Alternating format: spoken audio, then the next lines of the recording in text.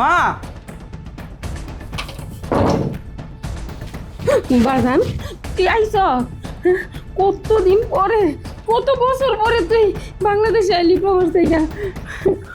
মা তুমি আমাকে বলো, তুমি কেন ফ্লোর পরিষ্কার করতেছো? না বাজান, আমি তো ঘরের কাজই করতেছি। আর বাসার কাজ তুমি কেন করবে? বাসার কাজের লোক কোথায়? বাসায় তো কাজের লোক নাই বাজান। কাজের লোক নাই মানে? কাজের লোক কোথায় গেছে? কাজের লোক রাখলে কাজের লোকের বেতন দিতে হয়, তাই তুই তো অনেক কষ্ট করে টাকা ইনকাম করস। তোর বউ কাজের লোক বিদায় করে দিছি, আর আমি তো বাসায় বসে বসে খাই। এই জন্য সংসারের যত কাজ আছে সব আমারই করতে হয়। মা তুমি সব কি বলছো? বাসার সমস্ত কাজ তুমি করো, আর বাসার কাজের লোককে বিদায় করে দিয়ে তোমাকে বাসার কাজের লোক বানিয়ে রেখেছে? হরে বাজান, তুই তো প্রবাসে গেছ, তুই তো কইছিলি মা তোমার সব দুঃখ শেষ, এখন থেকে তুমি শুধু সুখ করবা। আমি প্রবাসে যামু, যত টাকা পয়সাই লাগুক আমি তোমারে দিমু, তুমি বাড়িতে আরামে আল্লাহ বিল্লাহ করবা আর খাইবা খালি, তোমার কোনো দুঃখ থাকবো না। বাবারে তুই তো চাইছিলি আমারে রাজরানী করে রাখতে, কিন্তু দেখ আমি না তোর বাড়িতে চাকরানি হয়ে আছি রে বাজার, চাকরানি হয়ে আছি। মা আমি তো তোমার জন্যই প্রবাসে গিয়েছি, তুমি তো জানোই। তুমি ছাড়া আমার আর কি আছে বলো? আমি প্রবাসে গেছি শুধুমাত্র তোমার জন্য। তো আমি টাকা ইনকাম করে তোমাকে পাঠাবো, তোমার যেন চলতে কোনো অসুবিধা না হয়, তুমি যেন ঠিকমতো তোমার ওষুধ খেতে পারো। আমি তো তোমাকে রাজরানী বানিয়ে রাখার জন্যই প্রবাসে গিয়েছি। তুই কস আমারে ওষুধ খাওয়া? তোর বাড়িতে না আমি ঠিক মতো তো খাবারই পাই না, ওষুধ খামো কই থেকে? আর শোন, কি কম বাজান, আমি তোর মা, তোর ইনকামের টাকা দিয়া আমার খরচ চালাইতে পারে না। মা তুমি সব কি বলতেছো? আমি তো তোমার কোনো কথা কিছুই বুঝতে পারছি না। ও বাজান, মার কথা তোর বিশ্বাস হইতেছে না? তুই না এক কাজ কর, পর্দার পিছনে লুকায়া থাক, তাইলে তুই বুঝতে পারবি তোর মা এই বাড়িতে চাকরানি নাকি রাজরানী। মা তুমি কান্না করো না, ঠিক আছে? তুমি যা বলছো আমি তাই করব। আমি পর্দার পিছনে লুকিয়ে থাকবো, আমি আজকে সবকিছু নিজের চোখে দেখবো। তুমি চলো, তুমি চলো।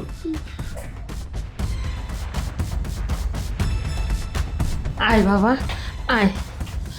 শোন, তুই না এই পর্দার পিছনে দাঁড়ায় থাক, তাইলে তুই নিজের চোখে দেখতে পারবি বাবা, নিজের চোখে দেখতে পারবি।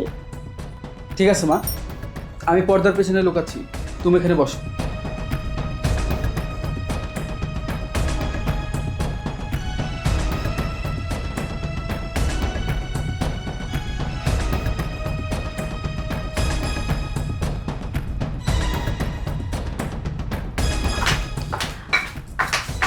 কি ব্যাপার আম্মা? আপনাকে পাঠাইছি ঘর মুছার জন্য, আপনি ঘর না মুছে সোফার মধ্যে পা উঠায় বসে রয়েছেন। হ্যাঁ, কাজ বহুত করছি, আর কাজ করতে পারবো না। এখন যা কাজ আছে বাড়ির সব কাজ তুমি করবা। আপনার সাহস তো কম না? আপনার সাহস তো কম না? আপনি আমার মুখে মুখে তর্ক করতেছেন, আবার বলতেছেন কাজ করতে পারবেন না। আপনি কি ভাবছেন আপনি যদি এই বাসার কাজ না করেন আপনাকে আমি শোয়া বসায় খাওয়াবো? হ্যাঁ, আমি এই বাড়িতে আজ থেকে শুয়ে বসেই খাবো, কারণ এই সংসারের যত কাজ আছে সব তুমি আমারে দিয়ে করাও। আমার পোলা পড়া পাশে গেছে আমারে সুখে রাখার জন্য, আর তুমি এই বাড়িতে বউ হয়ে আসছো কি শুয়ে বসে খাওয়ার জন্য? দেখছস সাহস, দেখছস বুড়ির? এই বুড়ি কি বলতাছে? এই বুড়ির ছেলে নাকি প্রবাসে ওকে সুখে রাখার জন্য গেছে, তোকে সুখে রাখার জন্য গেছে, আমাকে সুখে রাখার জন্য গেছে। আর এই বাড়িতে থাকতে হলে আমার কথা মতো চলতে হবে, এই বাড়ির সমস্ত কাজ করতে হবে, না হলে তোকে আমি ঘর ধক্কা দিয়ে বাসা থেকে বের করে দিব। সাবধান বৌমা, সাবধান। আজকের পর থেকে না আমি যা বলবো তাই চলবে, তুমি যা বলবা তা হবে না। আমি শাশুড়ি, আমার কথা মতোই এই বাড়িতে সব চলবে। দেখছো আপা, দেখছো এই বুড়িটার কত বড় সাহস? তোমার মুখে মুখে তর্ক করছে আর বলছে তুমি এই বাসার কাজ করবে আর ও নাকি শুয়ে বসে খাবে। তোর কত বড় সাহস, তুই আমার বাড়িতে থেকে আমার এই গালের মধ্যে ঠুকনা মারিস? হ্যাঁ, এই তুই এই বাড়িতে মেহমান হয়ে আসছিস, তাই বলছি ভালোই ভালোই মেহমানের মতো থাকবি। কোনো সিন কাট করার চেষ্টা করবি না, ঠিক আছে বৌমা? এই বাড়িতে আমি যা বলবো তাই হবে। দেখো বৌমা, এতদিন অনেক অন্যায় অত্যাচার আমার উপর করছো, আমি মুখ বুঝা সব কিছু সহ্য করে নিছি, কিন্তু আর না। তোর সাহস দেখে তো আমি অবাক হয়ে যেতেছি। এতদিন তো তুই আমাদের চোখের দিকে তাকায় পর্যন্ত কথা বলতি না, কিন্তু আজকে তুই আমার বোনের গায়ে হাত তুলি, আমাকে বলতেছিস বাসার কাজ করতে। এত সাহস তুই পেলি কোথায়? শোন বুড়ি, তোকে সাফ সাফ করে একটা কথা বলে দিতেছি, তোর যদি এই বাড়িতে থাকতে হয় তাহলে এই বাসার সমস্ত কাজ করবি আর আমার কথা মতো চলবি, না হলে তোকে লাথি মেরে এই বাসা থেকে বের করবো। এই বাড়িটা না আমার, তোমার না। এই বাড়িতে আমি থাকবো, যেতে হলে তোমরা যাবে। তুই বের হবি না এই বাড়ি থেকে? না, তুই বের হবি না? তোকে এই বাড়ি থেকে কিভাবে বের করতে হয় আর তোকে শায়েস্তা করতে হয় আমি ভালো করেই জানি। দাঁড়া। আব্বু, আব্বু, আব্বু! কি হয়েছে রে মা? চিল্লাইতেছিস কেন? চিল্লাচিল্লি করবো না কি করবো? এই বুড়ির কত বড় সাহস! এই বুড়ি শিখাকে থাপ্পড় মারছে আর আমাকে বলতেছে বাসার সমস্ত কাজ করতে। ও নাকি কোনো কাজ করতে পারবে না, এখন থেকে রাজরানীর মতো পারবে পাতুই আমাদেরকে হুকুম দিবে আর শুয়ে বসে খাবে। তাই নাকি? ও বাবা, হ্যাঁ, লজ্জা শরম নাই? এত বড় একটা জিবলা বাইর করে যে খালি গপ্পর গপ্পর গেল। তোমার ছেলে হাড় ভাঙা পরিশ্রম করে প্রবাসে, আর তুমি এখানে বৈশা বৈশা পায়ের উপরে পা তুইলা তারপরে খাবা না? একেবারে চুলের মুঠি ধরে বের করে দেবো বাড়ির থেকে। অসভ্য বিয়াদব, কত বড় সাহস আমার মেয়ের গায়ে হাত তুলে! কি বললেন বিয়াই? আমার ছেলের অন্য আমি ধ্বংস করতেছি? আমার ছেলের অন্য আমি ধ্বংস করতেছি না, বরং আপনারা ধ্বংস করতেছেন। আপনারা এই বাড়িতে বসে বসে খাচ্ছেন আর অন্য ধ্বংস করছেন। আমার জিহ্বা বড়, আমি বড় জিহ্বা দিয়ে খাই? জিহ্বা তো আপনাদের বড়। আপনারা আমার ছেলের এই প্রবাসী কষ্টের টাকা বসে বসে আপনারা খাচ্ছেন, আর এই বাড়ি থেকে না বের হলে আমি না, আপনারা বের হইবেন। কিরে বুড়ি, তুই কি সাপের পাঁচ পা দেখেছিস নাকি? আজকে হঠাৎ কি হয়েছে? কথা বলার স্টাইল চেঞ্জ হয়ে গেছে, আমাদের সাথে উচ্চস্বরে কথা বলছিস। এই, ওদিনের কথা ভুলে গেছিস? সারা রাত জাগিয়ে রেখেছিলাম, সারা রাত জাগিয়ে জাগে আমার হাত পা টিপিয়েছি, সব ভুলে গেছিস? কি বললি? সেদিনের কথা না ভুলে যা। এখন থেকে এ বাড়িতে থাকতে হলে আমার হাত পা টিপে তারপর থাকতে হবে। তোর এত বড় সাহস, তুই আমার স্বামীকে বলতেছিস তোর পাও টিপে দিতে? আপু, এই বুড়িটাকে আর এক মুহূর্তে এই বাসাতে রেখো না, বের করে দাও। ঠিকই তো বলছে, দাঁড়ায় দেখতেছিস কি? ঘাটটা ধাক্কা দিয়ে এখন বের কর এই মুহূর্তে। তুমি ঠিকই বলছো, এই জঞ্জালটাকে আমি আমার বাসায় আর রাখবো না। এই বুড়ি, বের হ, বের হ। না, দাঁড়াও।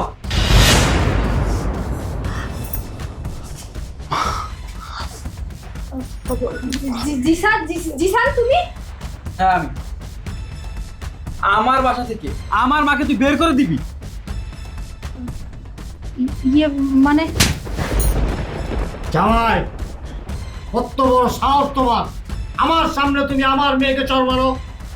আপনি আমার সাহসের কি দেখছেন? আমি তো শুধু আপনার মেয়ের গায়ে থাপ্পড় মেরেছি। আপনি যদি আর একটাও কথা বলেন তাহলে আমি ভুলে যাব আপনি আমার শ্বশুর, আমি আপনার গায়ে হাত তুলতে বাধ্য হব। চুপচাপ এখানে দাঁড়িয়ে থাকুন, কোনো কথা বলবেন না। তাই তোর সাহস হলো কিভাবে আমার বাসা থেকে আমার মাকে ঘাড় ধাক্কা দিয়ে বের করে দেওয়া? হ্যাঁ, এত বড় সাহস তোকে কে দিয়েছে? তোর বাবার টাকা দিয়ে তো আমি এই বাড়ি করিনি, আমি কষ্টের টাকা দিয়ে এই বাড়ি করেছি। আর আমার বাড়িতে আমার মা থাকতে পারবে না, তোর বাবা, তোর বোন, তোর বোনের জামাই থাকবে। হ্যাঁ, তাদেরকে নিয়ে তুই এই বাড়িতে থাকবি? তুই ভাবলি কিভাবে? আমি প্রবাসে গিয়ে মাথার ঘাম পায়ে ফেলে টাকা ইনকাম করে এই বাড়ি করেছি। কার জন্য করেছি? আমার মায়ের জন্য করেছি। আমার মা যেন ভালোভাবে থাকতে পারে, আমার মায়ের জন্য কোনো অসুবিধা না হয়, আমার মা যেন ঠিকমতো ওষুধ খেতে পারে, সেই জন্য আমি প্রবাসে গিয়েছি। প্রবাসে গিয়ে মাথার ঘাম পায়ে ফেলে আমি টাকা ইনকাম করেছি। আর তোরা কি না আমার মাকে আমারই বাসার কাজের লোক বানিয়ে রেখেছিস? আমি যখন বাসার ভিতরে ঢুকে দেখলাম আমার মা ফ্লোর পরিষ্কার করতেছে, তখন আমার মনে হলো আমার মাথার উপরে আসমান ভেঙে পড়ছে। আমি কার জন্য এত কষ্ট করলাম? কার জন্য আমি বছরের পর বছর প্রবাসে থাকলাম, এত টাকা পয়সা ইনকাম করলাম? আমার মায়ের জন্য। আর সেই মাই আমার বাড়িতে চাকরানি? তুই আমার মাকে আমার বাড়ির চাকর বানিয়ে রেখেছিস। এত বড় সাহস তোকে কে দিয়েছে? কিভাবে পারলি আমার মাকে আমার বাসার চাকর বানিয়ে রাখতে? আমি প্রবাসে যাওয়ার আগে আমি তো তোকে বলেছিলাম এই দুনিয়াতে আমার মা ছাড়া আমার আর কেউ নেই, আর আমি ছাড়াও আমার মায়ের কেউ নেই। তুই আমার মায়ের ঠিকমতো দেখাশোনা করিস, আমার মায়ের যত্ন নিস, এই তার নমুনা। এইভাবে তুই আমার মায়ের যত্ন নিবি? আমার মাকে আমার বাসার চাকরানি বানিয়ে তুই তোর বাবাকে, তোর বোনকে, তোর বোনের হাজবেন্ডকে আমার বাসায় এনে রেখেছিস।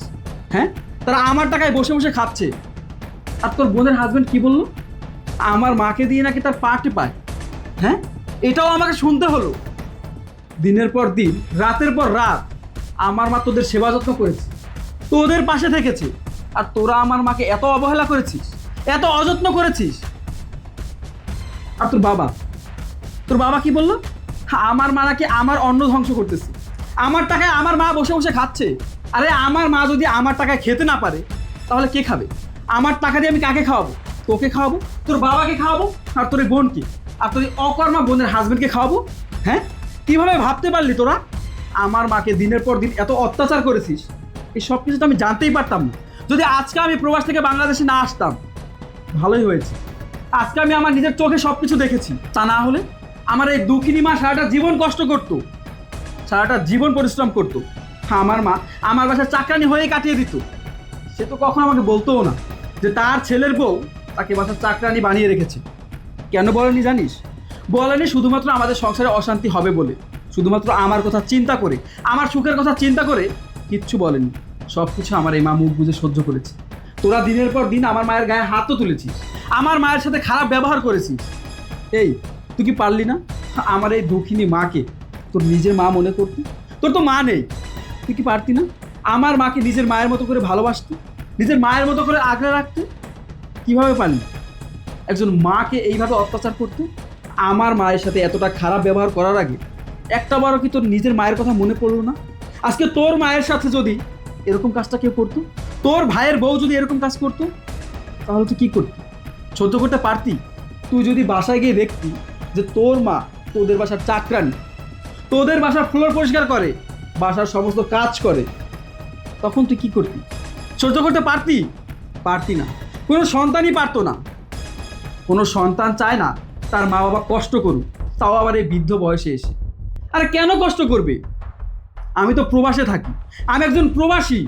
প্রবাসীর মায়েরা থাকবে রাজরানীর মতো, সুখে শান্তিতে থাকবে। আর সেখানে তুই আমার মাকে বানিয়ে রেখেছিস আমারই বাড়ির কাজের লোক। আর আপনি তো মুরব্বী মানুষ, আপনার যথেষ্ট বয়স হয়েছে। এই বয়সে এসে আপনি 5 ওয়াক্ত নামাজ কালাম পড়বেন, আপনার মেয়েকে ভালোভাবে শিক্ষা দিবেন, আপনার মেয়েকে আর ভালো পরামর্শ দিবেন যে কিভাবে সংসারটা ভালোভাবে রাখা যায়, কিভাবে শাশুড়িকে মায়ের মতো দেখা যায়, মায়ের মতো ভালোবাসা যায়। তা না করে আপনি এই বয়সে এসে আপনার মেয়েকে খুব পরামর্শ দিচ্ছেন। আপনাদের মতো কিছু বাবার কারণে না এই সমাজে কিছু কিছু সংসার অশান্তি হয়, তাদের মেয়েরা ঠিকমতো সংসার করতে পারে না, শুধুমাত্র আপনাদের মতো বাবার কারণে। আপনারা তো লোভী, শুধু টাকার পাগল আপনারা। আমার বাড়িতে থাকছেন, আমার টাকায় খাচ্ছেন, আবার আমার মাকেই অপমান করছেন, আমার মায়ের গায়ে হাত তুলছেন। শুনুন, আপনাদের সাথে না আমি আর বেশি কথা বলতে চাই না। আপনাদের মতো অমানুষের চেহারাও না আমার দেখতে ইচ্ছা করতেছে না। আপনারা এই মুহূর্তে আমার বাসা থেকে বেরিয়ে যান। আর তুই আজকের পর থেকে তুই কখনো আমার সাথে যোগাযোগ করার কোনো চেষ্টাও করবি না। তোকে আমি ডিভোর্স দিব। তুই তোর এই বোনের হাজবেন্ড আর তোর বাবাকে নিয়ে এই মুহূর্তে আমার বাসা থেকে চলে যা। তোর চেহারাও আমি আর কখনো দেখতে চাই না। জিসান, তুমি এগুলো কি বলতেছো? সামান্য একটা বিষয়ের জন্য তুমি আমাকে ডিভোর্স দিয়ে দিবা? সামান্য বিষয়? তুই কোনটাকে সামান্য বিষয় বলছিস? তুই আমার মায়ের গায়ে হাত তুলেছিস, আমার মাকে অপমান করেছিস, দিনের পর দিন আমার মায়ের উপরে টর্চার করেছিস। যেই মা আমাকে জন্ম দিয়েছে, ছোটবেলা থেকে লালন পালন করে বড় করেছে, যেই মা কষ্ট করে আমাকে প্রবাসে পাঠিয়েছে, তুই সেই মাকে অপমান করেছিস। আর এটাকে তুই সামান্য বিষয় বলছিস? আর তুই যদি আমার সাথে কোনো অন্যায় করতি না, সেটাও আমি মেনে নিতাম, মুখ বুঝে সহ্য করতাম, তোকে হয়তো বা আমি একটাবার সুযোগও দিতাম। কিন্তু তুই যে অন্যায় করেছিস, এই অন্যায়ের সুযোগ আমি তোকে দিতে পারবো না, তোকে আমি ক্ষমা করতে পারবো না। তুই এই মুহূর্তে আমার বাসা থেকে বেরিয়ে যা, তোকে আমি ডিভোর্স দিয়ে দিব। তুমি কিছু বলতেছো না কেন বাবা? উনি কি বলবে? ওনার কি বলার কোনো মুখ আছে নাকি যে উনি এখানে কথা বলবে? কি হলো, দাঁড়িয়ে আছেন কেন? এই মুহূর্তে আমার বাসা থেকে চলে যান। জি স্যার, আমি মানছি আমি ভুল করছি, আমি অন্যায় করছি মায়ের সাথে। এতদিন মাকে দিয়ে ঘরের সমস্ত কাজ করাইছি, আমার বোন জামাইয়ের হাত পাও মা টিপে দিত, সবার জামা কাপড় ধুয়ে দিত, সবার সেবা যত্ন মা করতো, মাকে দিয়ে বাসার সমস্ত কাজ করাইতাম, তার উপর আবার অত্যাচারও করতাম, মারধরও করতাম। আমি সব কিছু মানছি, আমার ভুল হয়েছে, আমার অন্যায় হয়েছে। কিন্তু এখন তো আমি আমার ভুলটা বুঝতে পারছি। বলো, তুমি আমাকে মাফ করে দাও, এরকম আমি আর কখনো করবো না। তোকে আমি কি বললাম? কথা কি কানে যায়নি? তোকে আমি মাফ করব না। যা, বেরিয়ে যা আমার বাসা থেকে, বের হ।